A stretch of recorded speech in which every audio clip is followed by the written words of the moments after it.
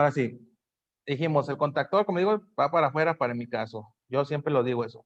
Pero fíjense, aquí posteriormente tenemos algo que dice una input AC, un reactor de línea. ¿Para qué nos sirven los reactores de línea?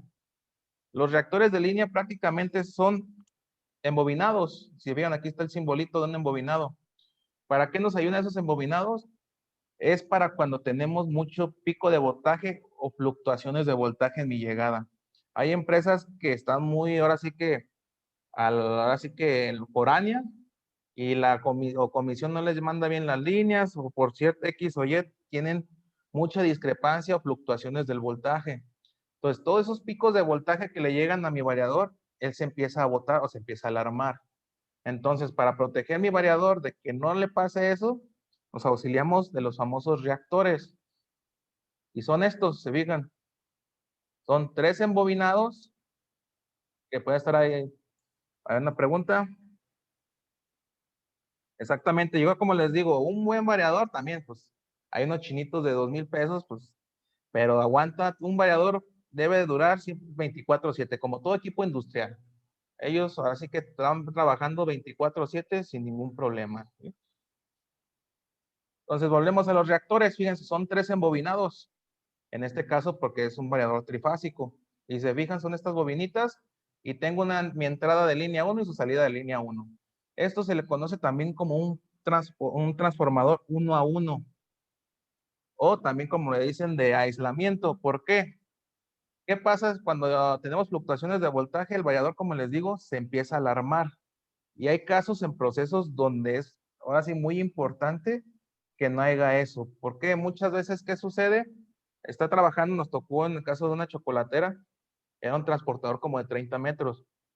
Eran 5 motores que estaban controlados por un variador que era un maestro, se podía decir.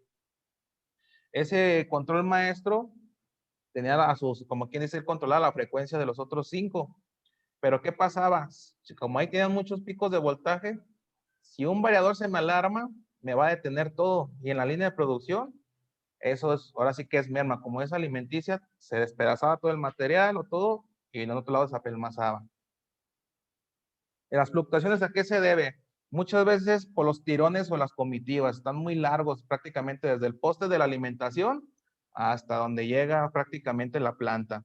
Entonces, eso se conoce como caída de tensión muchas veces. O puede ser también mucha humedad.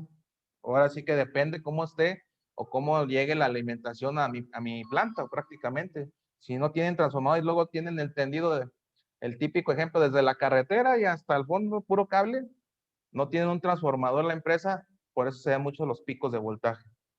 Es famoso caída de tensión, o también muchas de la zona. Si hay mucha empresa, o típicamente como cuando no se les ha tocado, como se pueden los de los tianguis, cuando se cuelgan, que jalan corriente y eso, pasa mucho eso así en las empresas. De repente una empresa empieza a jalar más corriente, deja de trabajar y llega el sopetón de voltaje, y a otros les pega más que a otros. Entonces, se recomienda cuando tenemos ese tipo de mucha variación en el voltaje, meter estos. ¿Por qué?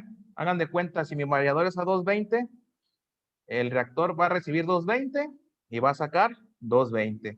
Si llega una fluctuación, ojo, los picos de voltaje son muy rápidos. No crean que siempre va a ser constante. En vez no lo checamos nosotros, no lo podemos ver con el multímetro. Muchas veces, ahora sí que prácticamente son imperceptibles para el multímetro, pero los equipos electrónicos lo detectan y el variador lo suele detectar mucho. ¿Sabes qué? Hubo un pico en una fase. Entonces, si he seguido esa falla, tengo que meter el reactor para que cuando llegue ese, por ejemplo, les digo 220 de entrada y 220 de salida. Si me llega un pico que de repente 280, a la salida, que es la que va a conectar a mi variador, le va a dejar pasar nomás 220. Que si llego a tener una pequeña caidita de voltaje, como es un transformadorcito, nos puede conservar ese voltaje todavía para que no se bote mi variador. Entonces, y si llegara a haber un corto así muy fuerte o algo en la llegada, que se haya pasado del termomagnético, se queda ese corto ahora sí que en nuestro embobinado de mi transformadorcito. ¿Sí?